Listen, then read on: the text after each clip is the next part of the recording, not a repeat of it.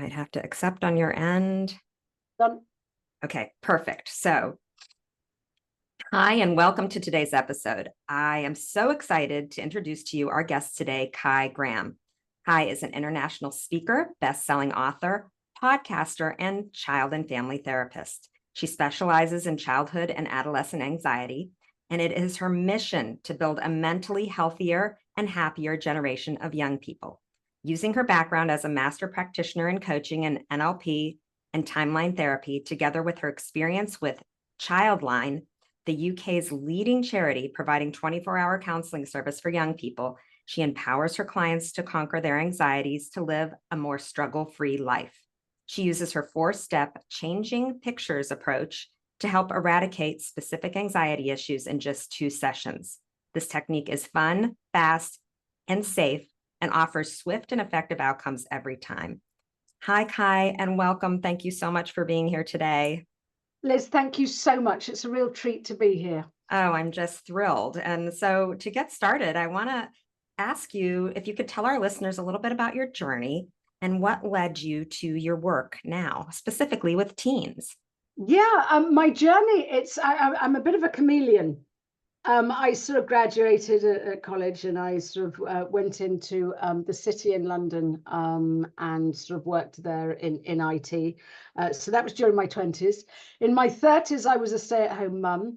In my 40s, I was a wedding and portrait photographer. And in my 50s, I'm doing this. I'm sort of, I'm a family support sort of specializing in anxiety. And the reason I got here was when my dad was dying with terminal cancer, and so I couldn't really do my photography, and so I sort of hung my camera up and waited until I got through the grieving process, and sort of thought, right now, sort of wrap up, pull up my sleeves, and let's get back to work. And I just lost my mojo as far as sort of photography was concerned. And I had been volunteering at Childline, which you mentioned in my, in the intro just there. And it made me realize that there were lots of kids out there that were needing support. And this was we're talking about 12, 13 years ago.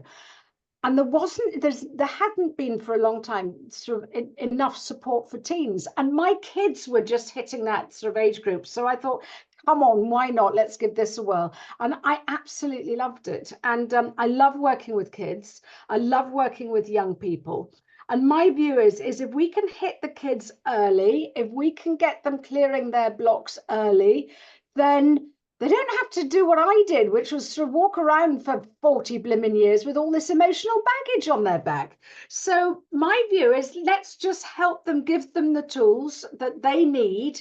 And it's very individual to each child to sort of sort out the rubbish that's going on in their heads. So that's why I've been doing that for so long. So Well, and I'm it. Yeah, that is so on point with how I feel about what I do with tapping, because I mean, we talked a little bit offline. It takes a long time to get rid, you're in your 40s, you're in your 50s, to get rid of all that emotional baggage that you've been carrying around to 100%. even be able to help someone in the capacity that you want to, as a therapist, as an EFT practitioner, to deal with your own crap. And when you have these tools as a young person, it's like, oh my gosh, you unlocked the key to this amazing toolbox of things that I wish I had growing up, Absolutely. So, and I think the thing is what we have to remember is sort of what I learned whilst I was parenting, as well as whilst I was training with all this stuff, is actually to be a better parent. I was going to say good, that's not fair. To be a better parent, you actually need to clear away your own rubbish as well. And sometimes we sort of think, oh, no, fix my child instead. But to be a better parent, if we address our own internal issues, then it makes us a better coach, a better teacher, a better mentor, a better practitioner, whatever it is, and a better parent as well. So this isn't just for kids, it's for all of us. Yes. And that's when I started kind of my journey on really wanting to heal my hair pulling disorder, was before I decided to have kids. I was still 30, and I started to explore all these different ways of self-help without drugs. And groups of other people with trichotillomania or body focused repetitive behaviors that I joined, and really it was for me, and I wanted to do it for me, but I also wanted to do it because I didn't want to bring that into, I didn't want to be struggling with that while I was trying to raise kids because, and it ended up that I still had my hair pulling when I was, for the better part of raising my two kids now. But it was, I think my second son was 3 or no, he was 2 or 3 when I cleared my pulling for good. And now they're 10 and 13. So, I mean, and it took me a while to get there. So, I mean, it took me a good 10 years plus to clear out my rubbish. It's like you said. Exactly. So, but go ahead. I think the thing that you said was really important is without drugs. And I think the thing is what we're learning, and especially, I'm not going to get political here, but our health service is breaking. It's sort of being pushed at the seams. And so many of our doctors don't have the time and the resources to support the kids, to support anyone. So it's, look, here are the meds, here are the drugs. This will sort of put a Band-Aid over it. And as you say, if we can actually start breaking down the issues in a drug-free way, how blimmin' cool is that? So we can do it naturally and sort of holistically. And this is where I think tapping comes in, isn't it? It definitely is. And it's why I'm so thrilled that my kids, that I know this, to be able to teach this to my kids. And I know they don't get why it's so helpful right now, but when someone, I pick them up from school, and when they get in my car, I can tell right away if they've had a good day or a bad day, and we start talking about it. And my oldest is highly sensitive, just like me, and he won't talk in the car for most of the way home. And I'll say, you know what, I'll give you some time to download whatever that is. When you feel like you're ready to let me know, then let me know. And then he'll come to me later, a few hours later, after he's unwound, and say, this thing happened at school today. And I'll say, you know what, we can fix that really quickly right now. And how cool. And it's like, oh my gosh, I'm just, I know they don't understand how important it is, but it's just so important to get rid of these little, I can't tell you how many people I see, how many clients have these traumas, these little T traumas from childhood, or this teacher said this to me, or I was bullied by this kid. And it is exacerbated by tenfold in today's world. I mean, we have none, like, I wish my kids could grow up with no cell phones, with no, video games, barely any of that, and just good old fashioned go outside and get dirty fun all day long, every day. But it's just not like that anymore. And I feel like it is so detrimental to kids' mental health, what is going on in today's world and how kids are growing up, especially with social media, that it's like I don't know how you can live without this. Yes. And I think the thing is what and you sort of mentioned, the little traumas, and they sort of tend to sort of build, and they become cumulative. So if we can sort of just pick off each little thing, and it could be something as simple as a throwaway comment. I received at the age of 10 a throwaway comment from a teacher who I thought was the expert, who basically said to my parents, well, Caroline's not going to be setting the Thames on fire now, is she? And that absolutely, totally it was a massive U-turn for and transformed the way I looked at myself. And this was the age of 10. And throughout my adolescence, and actually until I started working, doing the inner work, so it was 20-30 years I carried this. I thought I was average, I thought I was below par, I thought, what's the point, I'm rubbish. And whether or not I think she was just sort of saying she thought I was never going to be an A-grade student. And I carried that with her, and I believed it. Whereas if we can get our kids, an hour or a day after school and go, right, tell me what's going on here, then we can get rid of that. We can just sort of go, well, is it true? No. Is it helpful? No. And so it allows our kids not to have to add that to their bank of lack of self-esteem. So you're quite right. It's little things, but they can have a massive impact. Yeah. And like you said, you carried that for so long. I mean, something that it just burned, it was burned into your subconscious that I'm no what was good. the point? Yeah, And I'm no good. that Not good really enough. is, it sends you on this trajectory in your life of Exactly. something that you could have changed. So, Yes. Yes. I think that everyone would go back if they could and change things about their past, You're right. because You're so right. no one has this perfect childhood. But let's talk a little bit about like the most prominent cases of like, what are the some of the things that you see teens being anxious about these days that you commonly work with? A lot of the gosh, where do you start?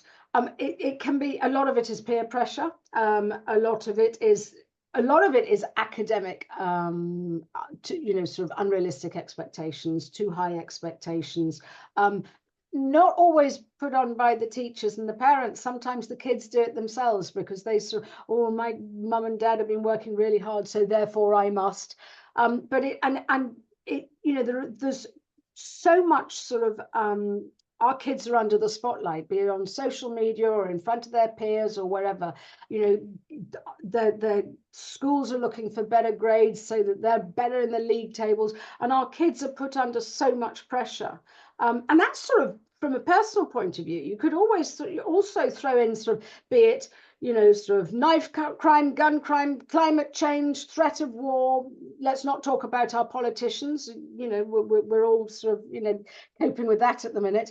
And I think the thing is that our kids have all of this now in the palm of their hand. So when I was little, I was just, you got in from school, you shut the door at sort of 3:30, 4 o'clock, and you were oblivious until you got back to school. But this now, our kids are getting this the whole time in their devices, so they can't run away from it. So they are on fight or flight the whole time.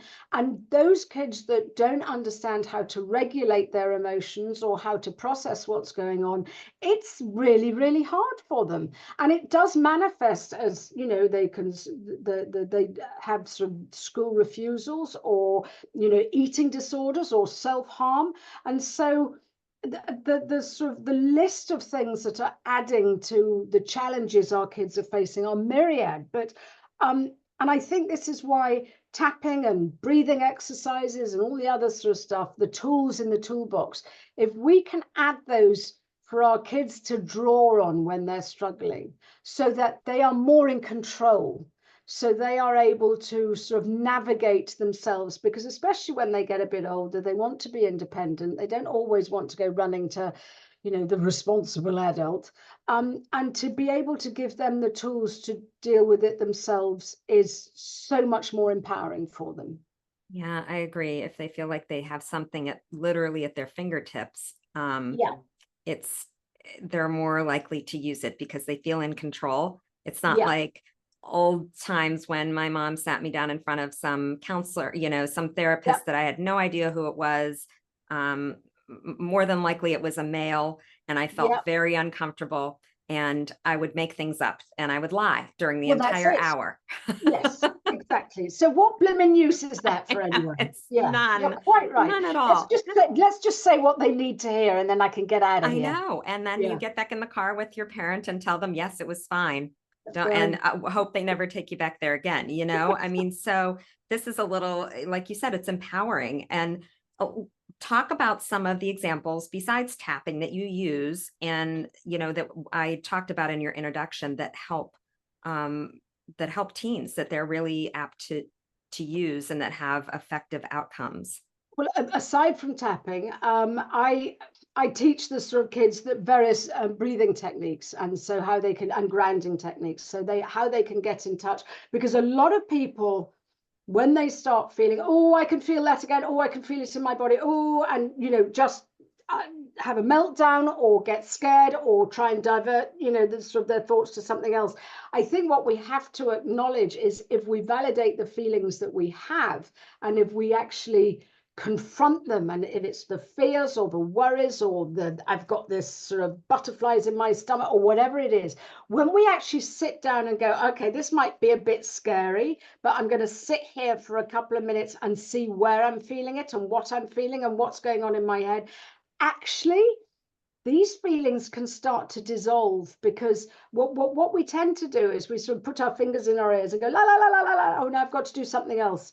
And you know, I think that the trick is to acknowledge. I sort of always sort of relate our feelings, you know, to the clouds in the sky, and sort of, you know, one day we've got beautiful blue sky and you're skipping through the tulips and you think, oh my gosh, life's an absolute dream. The next minute there's these big fat white fluffy things, and they're all right. Well, okay, that's a bit of sort of lack of confidence, or, you know, a bit of lack of self-esteem. And then the next day it could be really grey, and it could be really heavy, and you've got really dark thoughts. What we have to remember is, actually, if we just let those feelings go, if we acknowledge them and let them pass rather than dwell on them, then actually there's always blue sky at the other side of it. There's always blue sky there.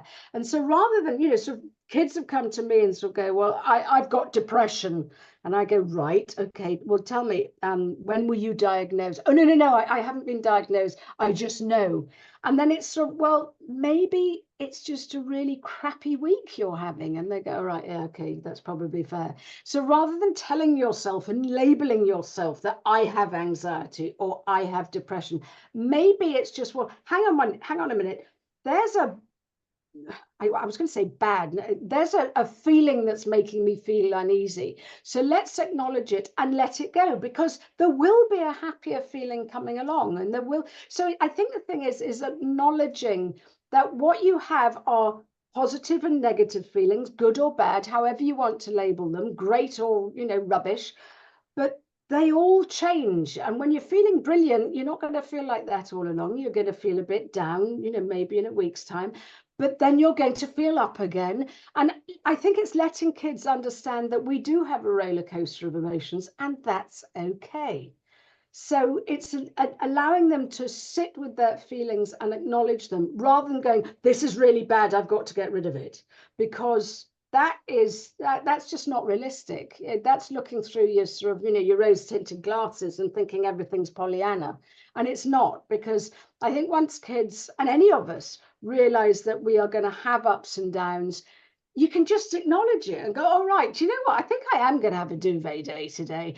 And you just, or I'm going to go to bed early so no one else can. And then you wake up and you're feeling slightly more refreshed and sort of, you know, rested and sort of, you know, raring to go. So I think that's one of the big ones. But yes, tapping, I mean, people can have sort of CBT and breath work. And in the introduction, you mentioned changing pictures, which is a technique that I have where I help kids change whatever's going on in their head. Because the way we sort of, the way we process things is through pictures. So if I asked you, what did you have for breakfast this morning? You know, you might sort of go, well, I had a fried egg on toast, or I had a bowl of, you know, granola, or I had nothing, I'm still on my first coffee, hang on a minute. But you picture all that in your head. So you picture what it is. You don't see a shopping list of sort of granola with raisins and oat milk, or you don't see, you picture it. So therefore, if we understand that the way our mind works is it works in pictures. So if we're struggling with, let's say, going to school or something, you know, the alarm clock goes, or even going to work, and you sort of go, oh my goodness, you've got a picture there. And it's actually not a healthy one at the minute, because there's that awful feeling of dread. So what we do is we change that picture to something that's better, something that sort of makes you sort of, you know, feel slightly more upbeat. And so the great thing about that is it's context free. And it's a bit like you were saying, when, you know, you were sort of stuck in front of a counselor. The changing pictures is going, let's talk about this picture, rather than let's talk about how awful you're feeling. And because that's when you start making it up and sort of start telling that. But if all we're doing is talking about a picture, then it's a lot sort of, you know, it's a lot less subjective, and there's less emotion attached to it. So we're able to look at it with sort of a slightly more objective way of looking at things, and it helps sort of clear the rubbish and sort of get through, you know, sort of get through to the blocks a lot quicker. Wow, I love that technique. It reminds me a little bit of something that that I am not trained in, but you can get trained in. And why is the name of it just slipping my mind? It'll come to me, but it's when we kind of go back to a memory and put something positive in its place, and you kind of Absolutely. tap that in. So Absolutely. Yeah. it's more, and I love the idea that you don't have to, you're not dwelling on this No. negative thing. You're already saying, hey, I have the ability to change this negative thing that, Yeah. hey, my alarm clock goes off. I'm totally guilty of that, by the way. I'm like, oh my God, I don't want to get out of bed. But Yeah. what if I pictured, it's going to be a beautiful day today, and I really like the smell of brewing coffee. So if I get out of bed just to be able to smell that coffee, that's worth it to me. And I can, it's Exactly. something else to motivate you Yeah. to get through the negative or the hard things, right?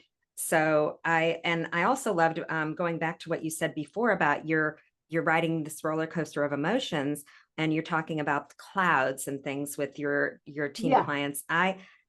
It's about being present with your emotions. And it is so hard for kids to do that these days because they want to be occupied by something else so that they don't have to. Yes. And I watch this with my own kids on a daily basis. Yeah. And it makes me nervous for them. Well, Yeah. Mom, can I bring my iPad to the dinner table? No, you can't bring your iPad to the dinner table. But Mom, I don't know how to eat breakfast, or I don't know how to eat dinner without the iPad, Yeah. because the iPad is blocking you from being present to whatever is going on. Like, oh, I don't want to talk about what happened today because I Yeah. didn't have a great day. I don't want to, whatever that is. But and that's where I got stuck in my life, because my parents didn't know how to deal Yes. with emotions, or how to Yes. tell me that emotions were okay, and say, you're allowed to be angry, you're allowed to be upset, you're allowed to be annoyed and frustrated. That's And it. instead, I pulled out my eyelashes, because that felt like a way of, like, not having to deal with it and not having to bother anyone with whatever I Yeah. was feeling. It felt like, okay, this soothed me. I pulled out those lashes. I didn't have to bother anyone. And I didn't think about why I was even doing it. And I don't even remember why I was doing it in the first place. After that, it became an addiction. And But this is the problem, isn't it? yeah. But the big thing is that, hey, your emotions are waves. And if you can just stay present and ride that wave, and I tell my clients that all the time, just ride the wave and tap through it. It's going to feel like crap while you're in it. And you might Yeah. cry and say, this is horrible. And I don't want to feel the rush of emotions. And I don't want to feel the intensity in my stomach. And I don't want to feel the physical feelings. I don't want to feel nauseous and gross and like out of control of my body. But Yeah.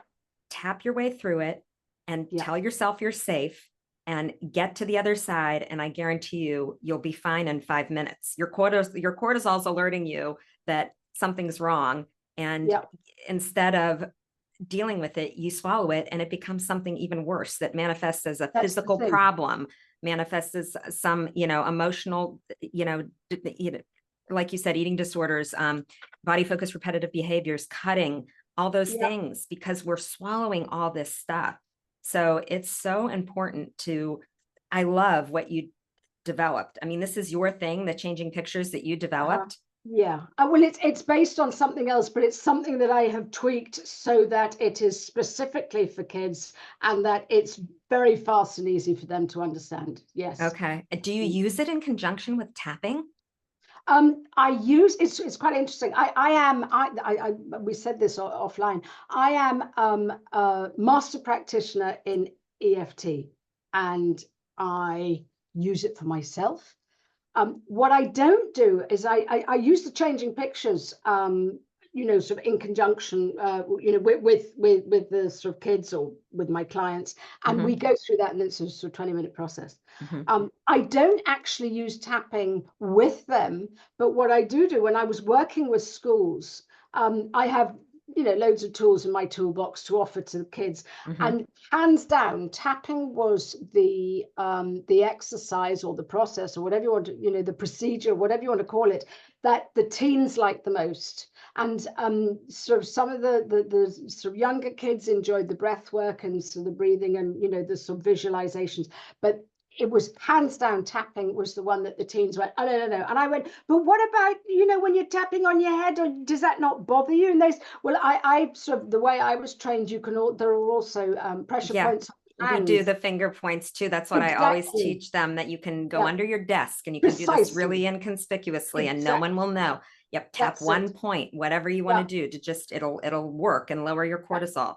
That was So it. And so it was that they really loved. So I would give them that. I said, just go and try it out. I've got handouts, I've got a video on it. And I said, go and try it out. And they went, oh my gosh, that was the thing. That was the one that gave them the fastest, you know, for the teens, for the the younger fastest kids. relief. Yeah. So it was cool. Well, I just remembered that what I was talking about that reminded me of your changing pictures technique is matrix re-imprinting. That's what Oh, okay. it, Got you. okay. Yes. So Yeah. are you trained in matrix at all? No, I'm not. No, I'm Okay. not. So Yeah. in it, it's more, um, I think it's like inner child work.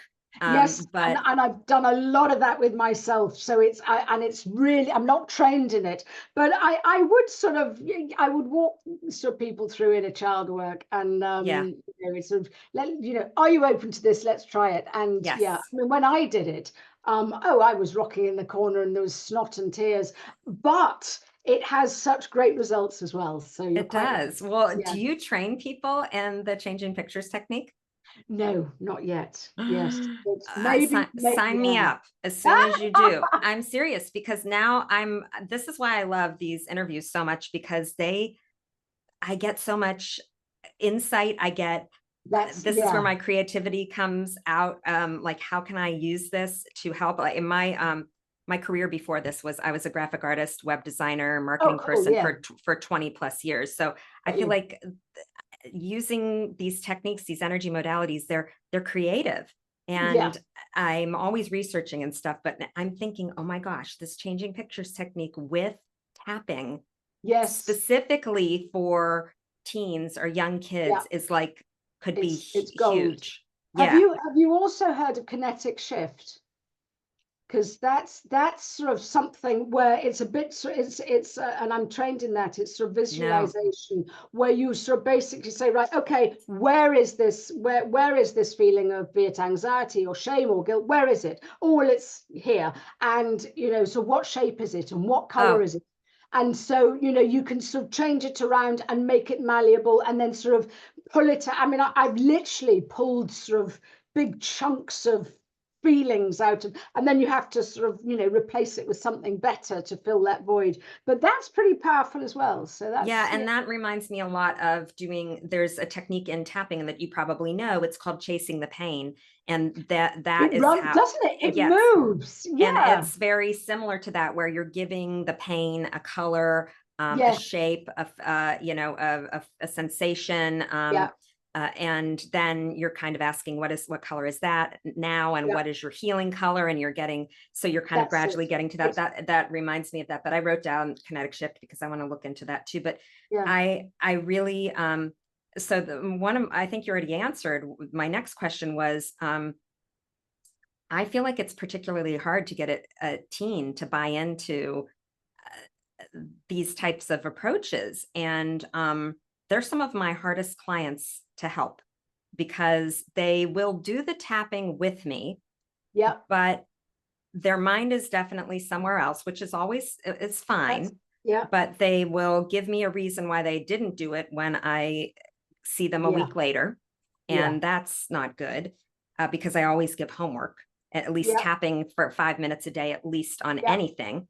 Got you. And they're also, their parents will be the ones that call me up and say, I'm making my child do this. And I'll say, Yeah. that is not going to work. Like, I can't tell you, do not send them to me when they're not ready or willing to get over whatever it is you want them to see me for, because Yeah. it's not going to work. But what, like, can you give me, what's your secret to getting teens interested? The great secret about this, about the changing pictures, is that it's instantaneous. So and this is why it's not a very good marketing approach or a business approach, because I basically say, if you've got this issue, I can sort it in one session, and then they go skipping through the tulips and don't have to come back. So it's okay. So from a money spinner point of view, it's not that. But the point is, I'm a firm believer that with kids, you don't want to hang on with them too long. You got to give them what they need to get over that bump or get over that challenge, so that you are equipping them and they go, oh my gosh, I was able to do this, and maybe I can do that in the future. So it gives them the confidence they need. But changing pictures it takes 20 minutes, and it's just like I know that kids are very visual, most of them. So I say it's like changing a Netflix, sort of picture. So, you make it darker, or you make it brighter, or you put some, you can put some sounds to it, or you can take the sounds away, or you change it around. And it goes from, it goes through four different stages. 20 minutes, and it's whether or not it's school refusal, whether or not it's biting nails, whether or not it's pulling hair. I had a child that would only eat white food, and then she texted me going, I'm eating cheese and onion crisps here, do you realize? And then I've had kids that are sitting on the sort of the sofa sort of going, no, social anxiety, I can't go out.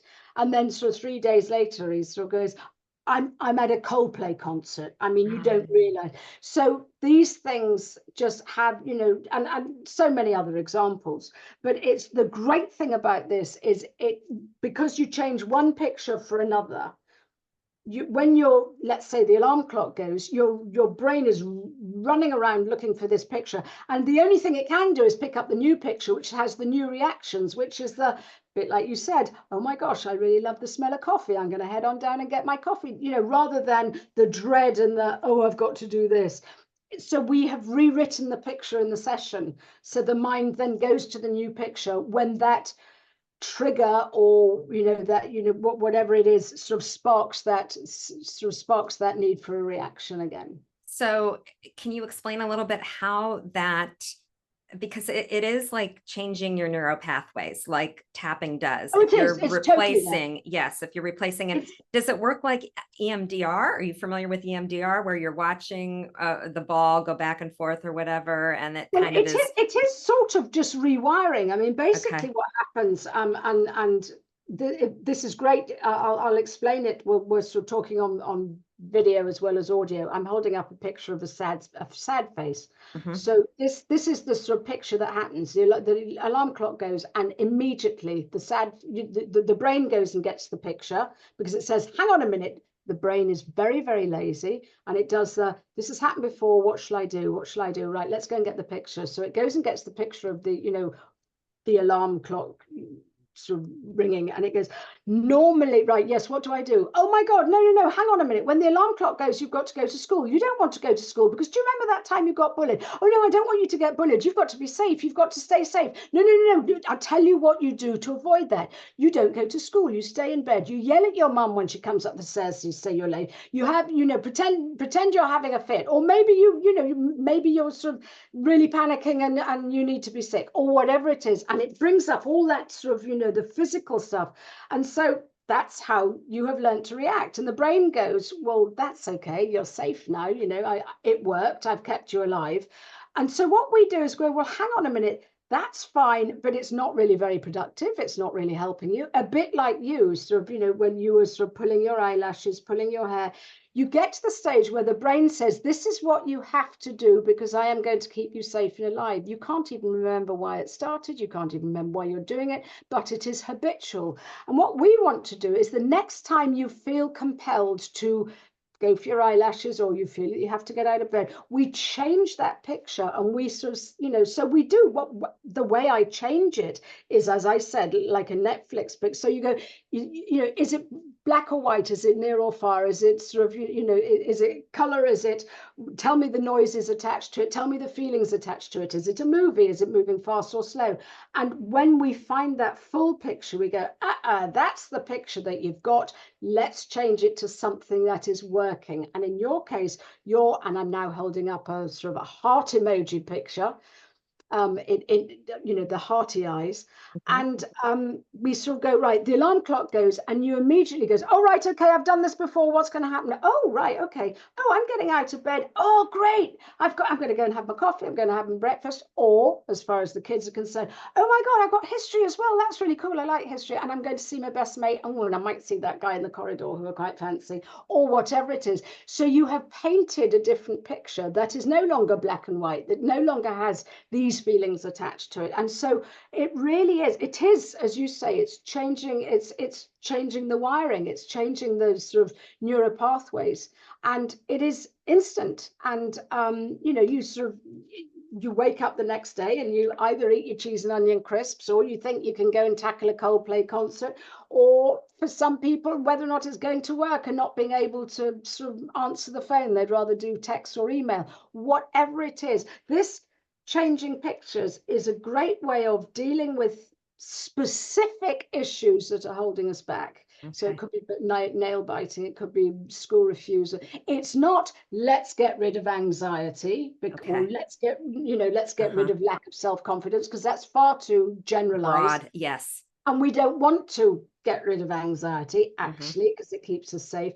But it absolutely revolutionizes the situation for people when they know what it is that's sort of causing this problem, or what it Hmm. is that's going on. So, but Well, it works instantaneously, and yeah, it's so by the end of the session, and then sometimes little things come up. With little tech, aspects, yeah, yeah, will come up you around get that. rid of the big nuggets, and then Hmm. there's the residual stuff that starts Hmm. floating. I mean, if all this stuff were, by the time I'm sort of now sort of 60, and I would be a clean slate and absolutely wonderful. But no, it's like the layers of the onion, isn't it? There's Of more course, stuff. it's we Yeah, always talk about the layers of the onion, yeah. but So, but uh, there's always more to sort of unravel, which yes, is the lovely yeah, thing. it's life. I mean, life It always is is. happening, right? So we're It always is. having another layer is always piling on for some reason. And 100%. yeah, but I am just so um enthralled. I'm like overwhelmed by how good that this could be in conjunction with tapping. And I'm thinking, oh my gosh, like I'm wanting you to teach this tomorrow because I would sign up. Oh, Especially for young kids, because it's very hard. Like I only will do a half an hour session with young kids anyway, yes, because their attention exactly, span is so exactly. so short, and we are tapping, and half the time, their mind is somewhere else, which is fine. But I feel like it's very engaging to be talking about something visual, Yes. and I just think I'm thrilled that we got to talk about this, that you're here on my episode, and um everyone's going to want to work with you instead of me after this. I'd be like, well, I But want to go that's not true. I want to go the quick route. Oh, sign me up with Kai, because if it's only one session, I have to get into all this garbage with Liz, and it's horrible. But I just think that it's great that this is part of what you use in your toolbox, and you said also the breathing techniques and Yes. tapping, Yeah. your changing pictures technique. And is there anything else that we didn't include? Oh, there's probably, yeah. I mean, you're like me, you probably have a whole raft of sort of stuff that each child is different, or each person is different. So, I mean, I do something called timeline therapy as well, which takes, that's a 3 to 4 hour session. Hmm. Um, but that again is visual. And I think the thing is, it's context free. And I think whilst talking therapy and therapy and counseling is fantastic, there are also also worth knowing that there are other options available, and sort of it's as long as we can let people know that this might work for you, or that might work for you. And I think that's the thing, is just to know that there are other sort of options available. Yeah, and I don't know that I've ever heard of any of this type of work in the US specifically. I'm sure there are people that do what you do, but Well, what I'm doing, it is based. It's it's because I am an NLP master practitioner, and it is based, changing pictures is based on one of the procedures in sort of neuro-linguistic programming. Okay. And so they that's everywhere. That's worldwide. Yeah. Okay. Okay. So that makes sense to me, but I'm just thrilled that we could get to talk today, and I'd love for you to tell our listeners where they can find you if they want to work with you, and any offers that you might have that are available to them. Oh, yeah, thank you. You can find me, I'm sort of predominantly on Facebook and Instagram. So that's sort of at Kai Graham, that's CAI Graham, GRAHAM. And that's where, you can still start off by seeing me. And otherwise, we've talked a lot about changing pictures. So let's go for one of the handouts I have for people that will help them is kaigraham.com/changing pictures. And if they want to learn a bit more about that, then they can sort of get in contact, and I can sort of give them the download for that. Awesome. All of that information will be in the show notes at the end of the show. And just a reminder, if you'd like to work with me, you can schedule a free discovery call on my website, tapintohealth.net. Or if you're ready to start right now, you can visit my online store and download pre-recorded mini sessions. Thank you so much for being here today with us, Kai. I feel just privileged to get to have this little conversation with you, and hope that it expands into other episodes together. Liz, thank you. It's been an absolute delight chatting with you. Thanks to everyone for listening today. We'll see you next time. And until then, keep tapping.